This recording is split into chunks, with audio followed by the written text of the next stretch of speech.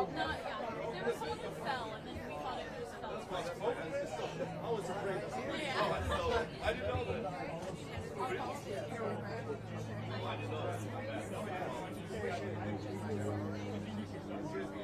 Okay, guys. So we're just gonna go with one. We're not gonna. That's not a problem.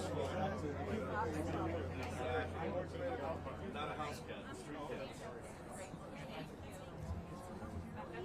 On his way. I he's on haven't his seen way. it yet. Yeah. Okay. I'm planning to hear.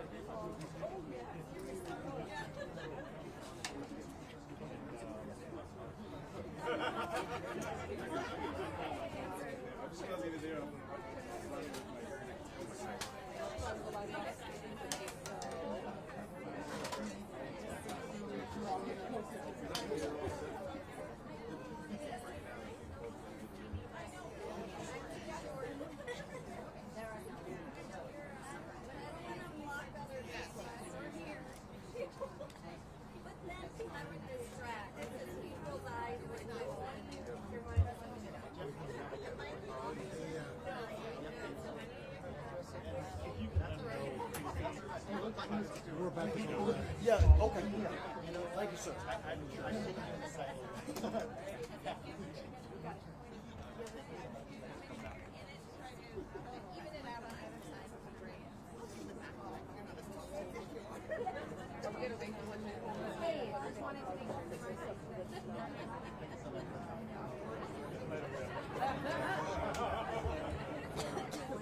I need some, there's a little bit of detail that I want to around what's happening.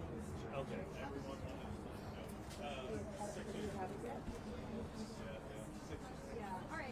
And everybody, I think we're like 1 minute away. I think our last speaker is, you guys are all set, by the way? Okay. We're just about 2 minutes away, waiting for one more speaker. And everybody, when we do get started, we're going to fill in this hole like in front of the, Yes. cover the thing table, exactly. We'll cover the thing table. Absolutely.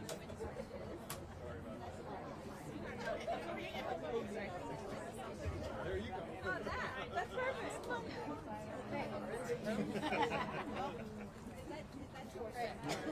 Everybody, come on up, you guys. You look Fill on very in. tall. Yeah. Fill on in. There's plenty of room up here. Yep.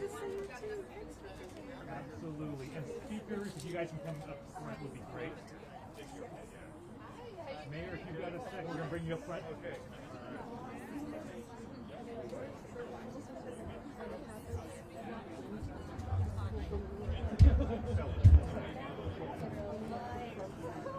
Nice having you on one side. morning, how Mayor, are you on you? this side, too. Yes. Come on in as well. You take that side, Faye. Okay, where do you We're want gonna me have the at? speakers right there is good. Let's Okay, see. okay. Yep. So let me just think. So Camilla, you're first. Why don't we have Shannon next because she's second, and we can kind of rotate around a little bit, and then we'll have the Okay. mayor, and then we'll go to mayor. Perfect. Okay. Okay. I think we're pretty good. Thanks everybody for being here. Really appreciate it. Yeah. Appreciate it. Gurmai. I mean, Gurmai. I would, but You bet. Okay. I think we're all set? Okay. Brown, are we all set? You guys all good? Okay, yeah. Awesome. Good morning, everybody. Thank you so much for joining us today. It's an honor to be joined by so many folks who are community leaders across our state and our region. You'll be hearing from a number of them. So the order of the speakers, after I speak, you'll be hearing from United States Representative Pramila Jayapal, King County Executive Shannon Braddock, Seattle Mayor Bruce Harrell, Tacoma Mayor Victoria Woodards, UFCW 3000 President Faye Gunther, and King County Council Chair Gurmai Sahilai. And then we're happy to take any questions that you have. President Trump's activation of the California National Guard over the objection of their governor is deeply disturbing.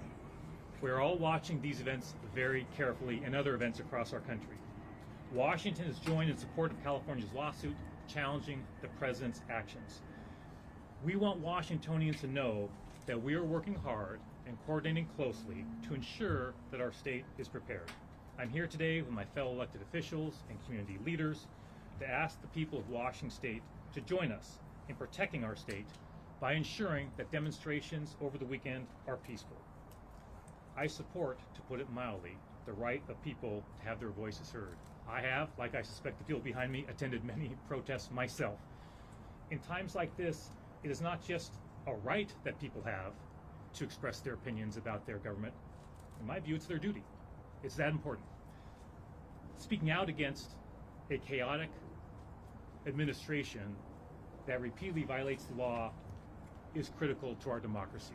But we, of course, must do that peacefully and lawfully. Here's the way I look at it. Don't give Donald Trump an excuse to try to federalize the National Guard here in Washington State like he did in California. He wants to be able to say we cannot handle our own public safety issues here in Washington State. I want to emphasize I've been in very close communication with leaders across our state, city, county leaders, our National Guard, General Welsh, Spokane Mayor Lisa Brown. We've had many meetings over the past few days to make sure that we are as coordinated as we can possibly be in preparation for what will obviously be a day of protest all across our country. If there is violence, our law enforcement officers are prepared to handle it. That's what they're trained for. We do not need or want the president to interfere with our state. A federal court yesterday, as you saw, ruled that President Trump illegally federalized the National Guard in California. A Ninth Circuit appellate court stayed that decision. Obviously, that case is ongoing. I'm happy to take questions about that as well. But Washington will be prepared if Donald Trump attempts a similar stunt in Washington State. So let's work together as a state, as a people, to not give Donald Trump what he wants.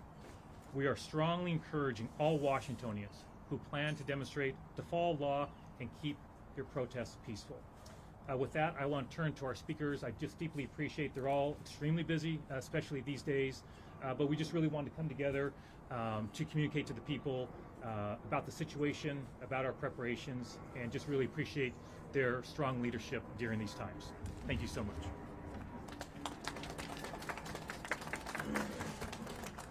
Thank you so much, Governor Ferguson, for bringing us together today and ensuring that we are all coordinated and ready for what may come our way. It's been 143 days since Donald Trump took office, and as of last night, we have a new war abroad and an increasingly authoritarian government in Washington, D.C. that has launched mass deportations, snatching and disappearing people off the streets without due process, and ICE raids that have swept up thousands of immigrants of all legal statuses across the country, including in California and here at home. This is psychological terror that's being inflicted on our families and our communities, and a suppression of any dissent that is a terrifying descent into the beginnings of authoritarianism. We in Congress appropriate funds for the Department of Homeland Security. We have statutory oversight authority and responsibility for what the federal government does, including ICE. And yet the Trump administration has already indicted one of my colleagues, Representative LaMonica McIver, simply for doing her job and conducting an inspection of an ICE facility. And then yesterday, an absolutely horrifying scene for all of us across the Capitol and across the country in Los Angeles, when Senator Alex Padilla, the top Democrat on the Immigration Subcommittee in the Senate, my counterpart, was assaulted, forced to the ground, and handcuffed, a U.S. senator, just as he was asking a question of Secretary Noem. As a very proud naturalized citizen myself, and as the top Democrat on the House Immigration Subcommittee, I deeply understand why people are terrified and furious, both, about what is happening right now. And I believe we must continue to stand together and to push back peacefully. This right to peaceful protest is fundamental to American democracy, and it's actually how many of the great battles for justice in our country have been fought and won over history.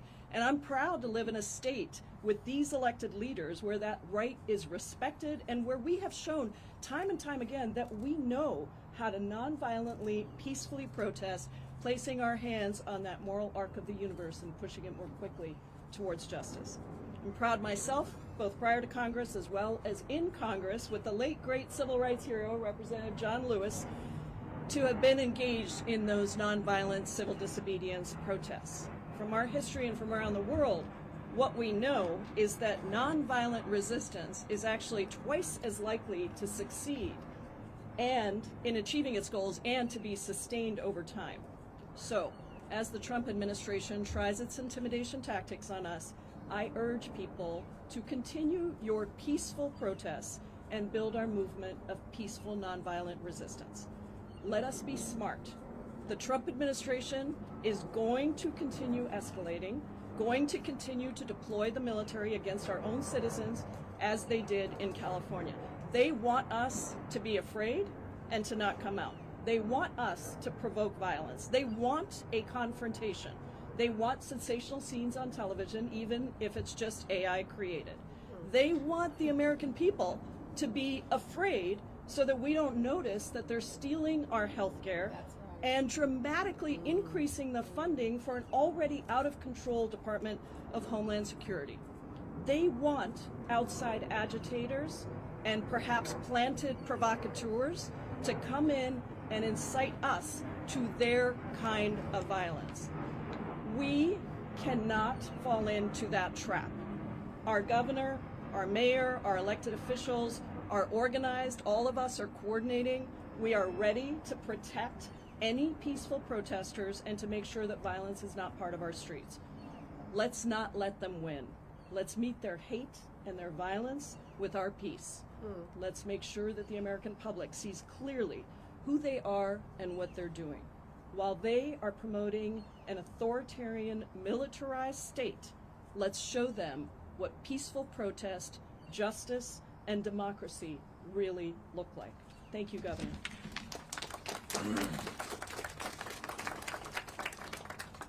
Thank you. I'm King County Executive Shannon Braddock, and I want to take a moment to particularly thank Governor Ferguson for bringing us together and to thank our federal delegation in King County for all of the work that they are doing to fight against these overreaches from this federal administration.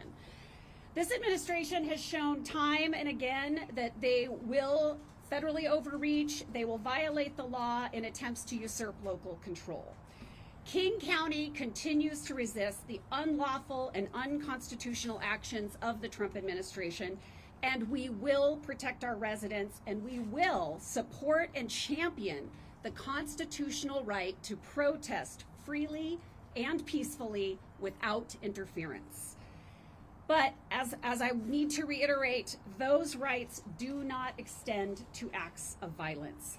We can fight for our convictions and push back against the actions that threaten the values that define our region while following the law and keeping people safe. In King County, our Sheriff's Office follows state and local laws under the Keep Washington Working Act. And King County is indeed resisting all attempts to undermine our democracy and the laws outlined in the Constitution. So, to all of those planning to demonstrate this weekend, we encourage you to raise your voice against that which you do not agree with and support those who are being wronged. But do not take the bait and confuse destruction for defense. We can defend our rights and our values, and we can defend our Constitution and our democracy without destruction and violence. Let's raise our voices loudly. Let's keep our communities safe, and let's be a model for the nation as we protest peacefully and resist this federal overreach. Thank you.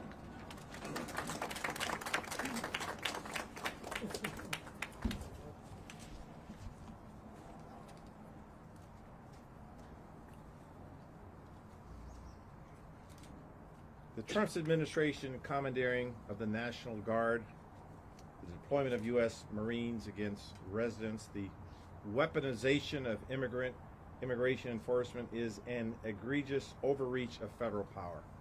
And you've heard that term said, overreach, by a few of my colleagues. I want to thank the governor for what I'll call the 3 C's. Communication with both the federal government and our great leadership under our Congresswoman Jayapal, the federal branch, the county branch, the state branch, all of the cities. Constant communication, which is critical during these times where we have to think tactically about how to address a situation like this. collaborating amongst ourselves, communicating. I always tell my team, you can't over communicate in situations like this.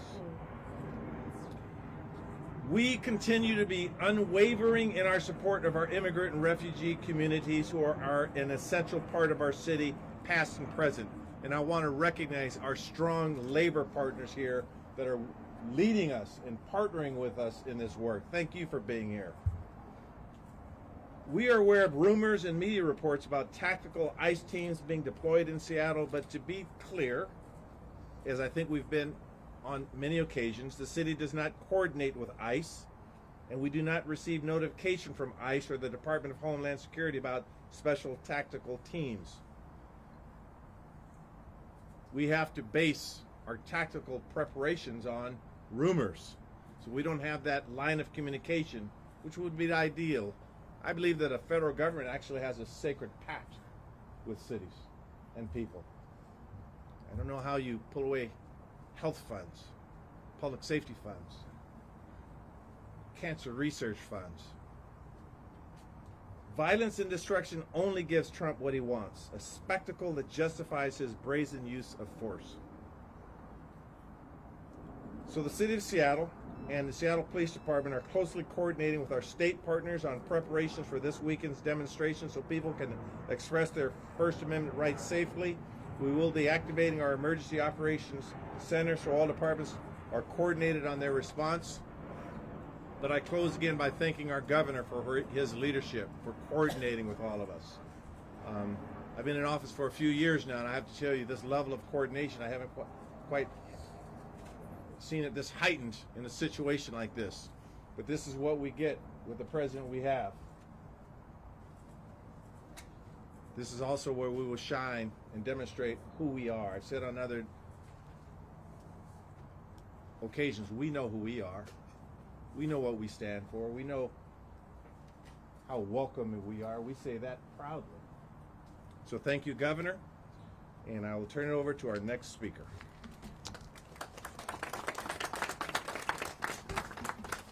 Thank you, Bruce, and thank you, Governor. Good morning, everyone. In case you don't recognize me, I am the proud mayor of the city of Tacoma and glad to be joining my colleagues here this morning. I really want to thank Governor Ferguson for bringing us all together. It is such an honor to stand next to all of these elected officials and all of these community members to really address an issue that all of our communities are facing, and we're going to do it as one community, as one city, as one county, and as one state together. I also want to thank Representative Jayapal, Congresswoman Jayapal, and all of our other federal delegation. Of course, in the city of Tacoma, I want to thank our two congressmen and our state senators for all the work that they're doing back there to make sure that we can do what we need to do here at home. First and foremost, I want to affirm the right of every person to make their voice heard. Peaceful protest is a cornerstone of our democracy, and we honor that. As tensions continue to rise across this country, I urge our communities to channel our frustration into passion, into peaceful, constructive action. Our commitment to justice and to what is right is our message, and that message should not and will not be clouded with violence and destruction. We are all seeing around us communities being harmed, and we are seeing rights being violated. It is deeply concerning, and it should really alarm us all, and that's why we're here today. Because we can and we must respond as individuals on behalf of our communities. We can hold space for both outrage and responsibility. And I am grateful to everyone who devotes their time to raise their voices and to keep attention on this important issue. In the city of Tacoma, I'm proud to say that we have a very long history of using our voices to speak up for what is right and doing it peacefully, and I expect nothing but the same from Tacoma and Pierce County. It is our responsibility as government to protect this voice and to also provide opportunities for safe demonstrations. It's what we've done, and it's what we will continue to do. Now, I want the public to know that your city leaders are in constant coordination with public safety officials, community leaders, regional partners, and as you can see today, even with our state and federal partners. We are prepared, we are working proactively, and we will keep our cities, our counties, and all of Washington safe while upholding the values of justice and free expression for all. Thank you. So thank you, Governor. So my name is Faye Gunther. I'm the president of UFCW 3000. We represent over 55,000 frontline workers in grocery, healthcare, retail, and other industries in the Pacific Northwest. I grew up 12 miles outside of a town of 150 people. Big cities worried me until I moved to this city here in 1999, and I realized that all of us are facing the same struggles. I talk to workers every single day. People are mad. They're mad at the state of the world, and they have been for some time all across the state. Trump wants to use our anger against us to turn us on each other, and now to use Seattle as a political stunt. This stunt will hurt grocery store workers. This stunt will hurt healthcare workers, and we do not need that. My grandfather served in the military like so many of your family members. We were raised to know that we should not use our military on our own people. My grandfather passed away many years ago, and he would die again if he saw what Trump was doing in LA. It is true. We like to protest here in Seattle. People here in Seattle love democracy. We love it so much that we like to exercise our rights frequently and loudly. We march peacefully to protect all of our rights, our freedom of speech, our Constitution. And I march in rural communities too. Rural folks love democracy and freedom just as much as people here in Seattle. If we're going to rally together tomorrow, we are going to rally together tomorrow. For those who plan to attend, I want to ask you to do more than just rally and protest tomorrow. After we make our voices heard, we need to organize to build permanent power. You won't be surprised to learn that my favorite way to organize is into a union. Unions have the infrastructure. Unions have the infrastructure and the resources we need to protect our democracy. When workers fight for a union at their workplace and pool their money together to create change, our democracy thrives. We have the right to protest. We are going to protest together, non-violently. And then we're going to go organize. We're going to organize our coworkers, our fellow students, our neighbors. We're going to organize from Spokane to Oysterville, from Omak to Pasco. That's how we build power that lasts longer than a weekend. That's how we build power to save our democracy. And that's how we build power to stop a wannabe king.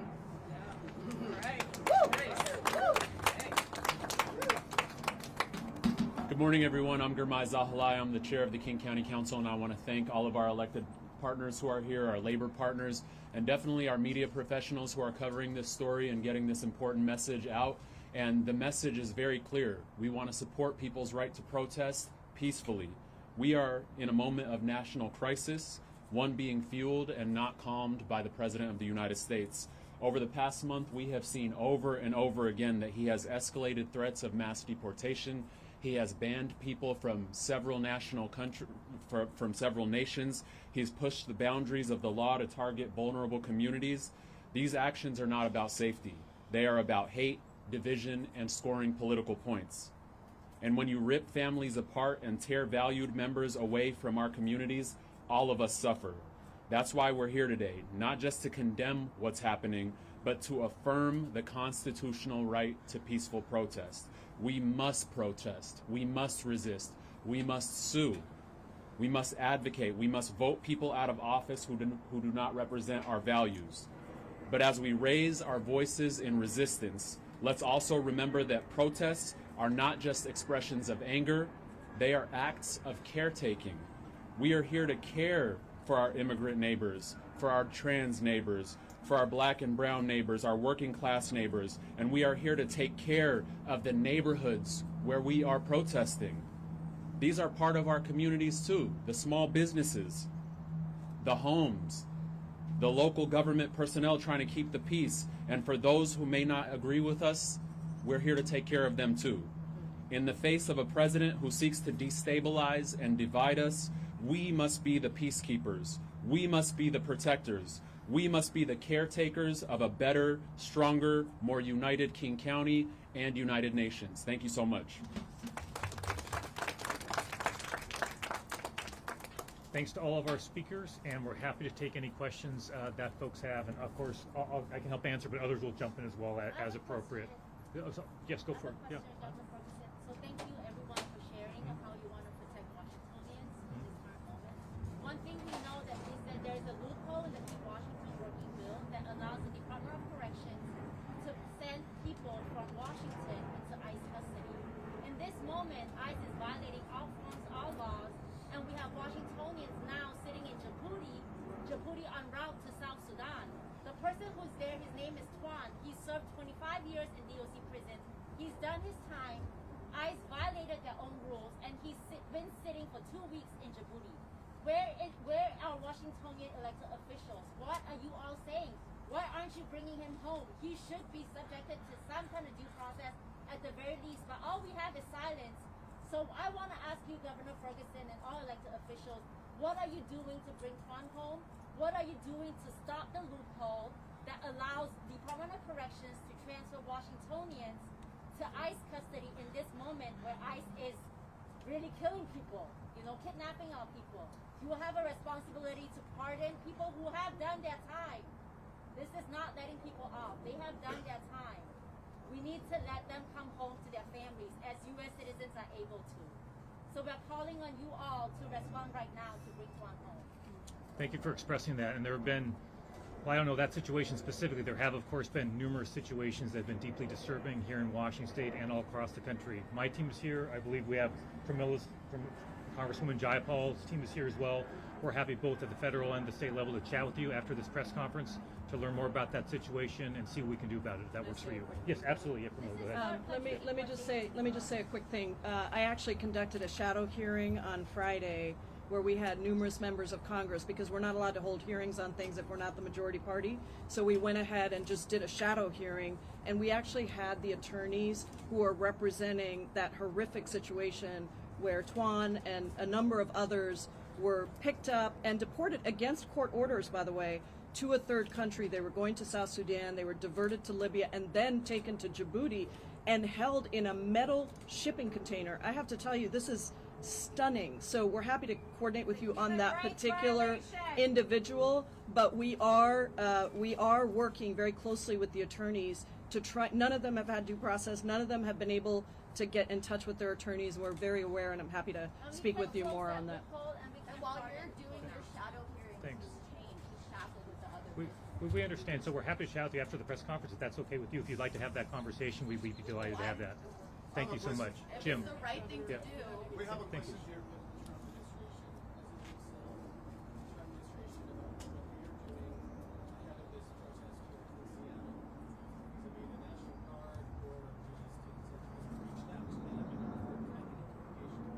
Do you mind repeating the first part of your question, Jim? My apologies. So I'll repeat the questions to folks in here. So the question is, have we had conversations with the Trump administration? I don't believe we've heard anything from the Trump administration. Our end, I don't know, but I'm seeing shaking heads, and I think that's the same for the city as well.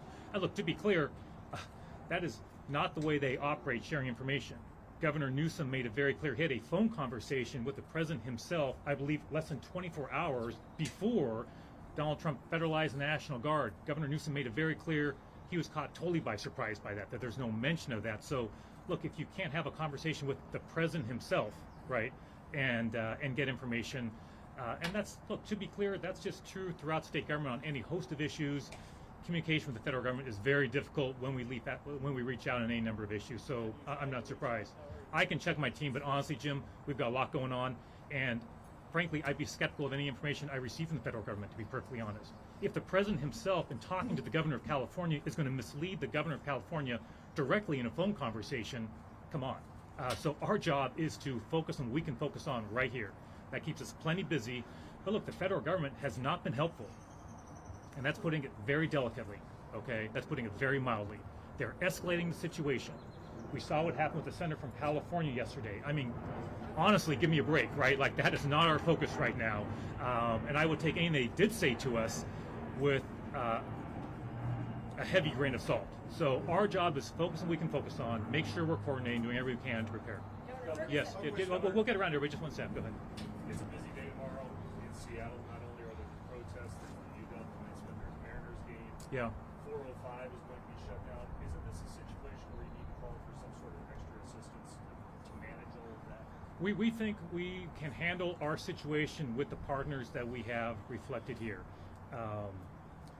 And look, this is not that unusual, right? I mean, the situation in Washington, D.C. is certainly unusual, but our ability to handle protests here in Washington State, we do routinely. You heard that from other speakers. This is pretty basic to who we are as a people, right? And so that is something we're accustomed to. And I think it's important. That's why, in part, we're here is to communicate we can do this without interference from the federal government. So obviously, as governor, I'm aware of all my options. We all are aware of that. That's why we're communicating. That's why we're having conversations. We're planning for contingencies. All the events you talked about, we're talking about. We're aware of all those things. And that's why we think right now it's more important than ever to make sure we're all communicating to each other in real time, and we'll continue doing that. Question for Congressmember Jayapal. I'm sorry, what's that? I have a question for Sure. Congressmember Jayapal. Can you tell me or tell us what when you saw what happened to Senator Padilla, what did that do to you personally, and what are your thoughts on the lack of any response from Republicans? From who? Republicans. Oh, I don't know how to answer that. Look, we are all struggling to understand the situation. Sometimes I feel like we're in two worlds. There's the world of DC, where our Republican colleagues, many of whom I've known for my whole 8 years, I came in with Speaker Johnson, say things that I cannot imagine a responsible person in public office would say. And many of us have been attacked personally, not just online, but physically. And so to see LaMonica McIver and then Senator Padilla be tackled like that, I'll be honest, it brought tears to my eyes. Because if you can do that to elected officials who are the ones who appropriate and have authority for your actions, then what does that mean they're doing to regular working people across this country that they are rounding up? And so I think it's been very challenging for me. I got in late last night and I told the governor, this has been a very challenging time because nothing is operating according to our checks and balances.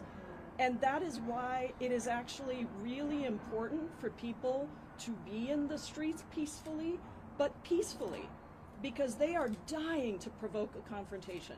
And as Faye said, to organize, because at the end of the day, if you have an authoritarian who is not listening to Congress, which is what's happening right now, and who's not sometimes listening to the courts, we'll see, then really the only bulwark against a decline in democratic values is the people. So it's been tough. I'll just say it's been rough, but I'm proud of our state. I'm proud of our governor. I'm proud of our mayor. I'm proud of our labor partners, because we understand that this is a fundamental fight for who we are as a country.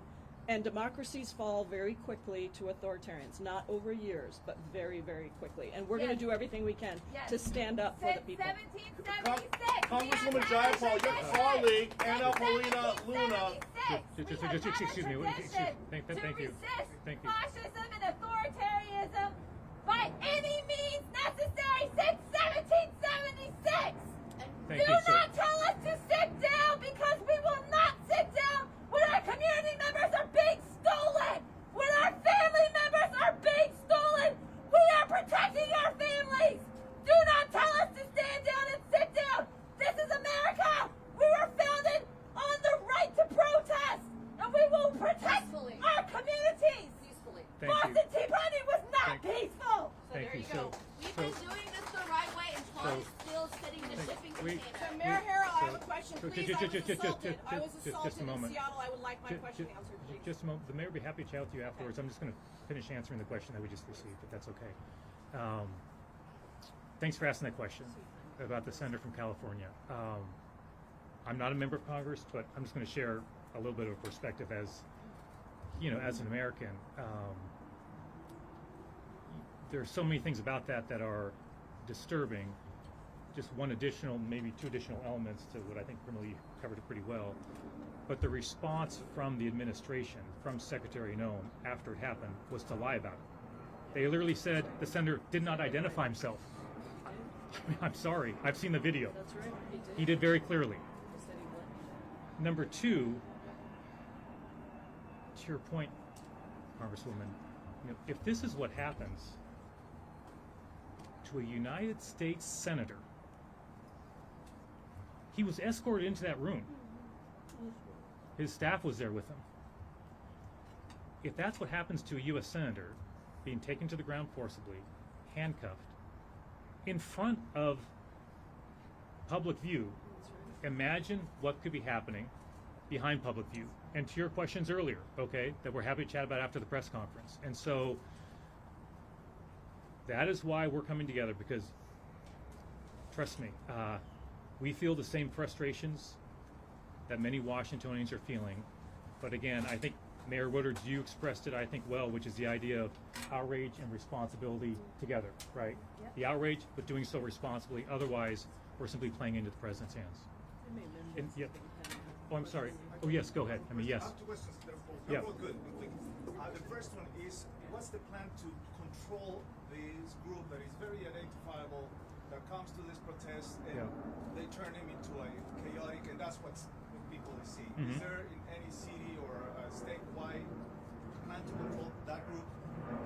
So the question, I'll repeat the question is, to paraphrase your question, I'll do the best I can, is, hey, what efforts are being made to, I think your point is, hey, most people, of course, are there to peacefully protest, but if there's an element there who is not seeking to do that, how do we control that? Look, that is a challenge. I've spoken with this with the folks here and my team, is that I think is the single biggest challenge. There is no doubt that the overwhelming number of Washingtonians and people across the country who are there to protest tomorrow are going to do so peacefully. That, of course, that is true. It, of course, is also true. We do not completely control every individual who's out there, and some folks may seek that violence. All we can do is make sure we are coordinated, working with our law enforcement partners, communicating very clearly, communicating down to them the desire to make sure we are aware of what's going on, coordinated on our efforts, and also encouraging protesters to help with one another, right? To help as a group to make sure that they're doing everything they can to support the peaceful protests. So we're very much aware of that, of course. As you can imagine, in many of the conversations I'm having with our law enforcement partners, that is a focus of the conversation. We talk about intelligence they're receiving. They're reviewing information as much as they can. I don't want to get into the details of that, but of course we are carefully going through that type of information as well to make sure we're as coordinated as possible. Thank you for that. Yes. Club World Cup is starting this weekend, and Sunday is the first game in Seattle. There has been already public postings that CBP, the Customs Border Patrol, are going to be on the stadiums, on some of the stadiums in the United States, particularly in Miami. And I think this question is probably for the mayor. I don't know if the governor can answer that. Have you heard anything about immigration authorities in the stadium or around the stadium asking for documentation or just being there to see who they catch? This is very important for the fans that want to go to the stadium. Well, I appreciate your question. So the short answer is no, we have not heard of those specific plans. And what I tried to say in my remarks, and I think the governor said it best, we read tweets, we read social media, we have to follow the federal government's intentions like all of you. From a tactical standpoint, you know, as I said, we will activate our center to make sure we're watching everything, and you've heard the word peaceful protest said at least 30 times on last count. So we want a peaceful protest, but we want everyone to be safe. And at the end of the day, that's our goal. So, but we don't have specific intel on that. And I would also say that, you know, this is a time for graduations, new beginnings. On the 4th of July, we're going to have a naturalization process, new citizens. One of the challenges in a situation like this is we're reacting. We're on our heels a little bit. We have to fight for affordability in this city. We have other things we need to do. But this fight is an important fight, our fight for peace. And I was just inspired by the speakers too. But we don't have specific intel. I know I went a little off script on this. Yes. I was assaulted in the streets of Seattle by innocently standing by and watching the peaceful protest. We're being surrounded right now by the black bloc mask-wearing goggles. You can't even identify my perpetrator. You're my leader. Tell these people to stand down and stop assaulting me and taunting my civic servant hero, Tim Emerson. Right now, this park we've cleaned. These are violent Antifa land people. Tell them to be peaceful. It's the black bloc violent Antifa Antifa people who we're talking about. They assaulted me. The detective said they can't. Asking us to play by the rules. You So just said we will not be peaceful. She just said it. We're happy to chat with you after I the was assaulted. I hear that. So we're happy to chat with you about that. So we're so if we're happy to if you would I'd like to answer one more question. So we'd be happy to meet with you if you give us a chance to complete the press conference, and we'd be happy to meet with you. Let's do one more question. Hang on a second. Yes, go ahead. What law enforcement agencies will be present in Seattle this weekend? What mutual aid is in effect, and what kinds of law enforcement will be protecting federal facilities? Where will people be from that we might see after that? I'll let others speak as well if they wish to, but of course you'll see Seattle County and state troopers present here locally. Of course, for different jurisdictions, we of course have. Of course, I don't want to. If we go across the state, we saw protests in Spokane, so obviously that includes the entire state. I've been in touch with Mayor Brown in Spokane, of course, as well. But you'll see those law enforcement individuals available. For federal facilities. We will have law enforcement on the streets available throughout our state. There are protests all across the state. There will be folks available to make sure that we are keeping the peace as much as possible. And so that is a coordination effort that we are working closely with all of our law enforcement professionals. They are in communication. They're talking about chains of command. They're talking about communication. All that is happening in real time. We've had multiple meetings. We'll be having another meeting today, another meeting on Saturday. So I just would want to emphasize there have been numerous conversations that many of us have been involved in directly to make sure we are speaking very directly with our law enforcement leaders, and that is happening, of course, with leaders all across the state.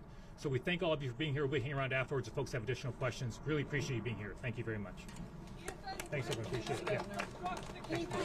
Yeah. Can you please answer my question about Antifa? Acknowledge that they're assaulting me. Mayor Harrell, please address Antifa. Can I just ask you a quick question on behalf of Turning Point? You touted the extremism task force earlier this year. Most of the violence, if not all, that we've seen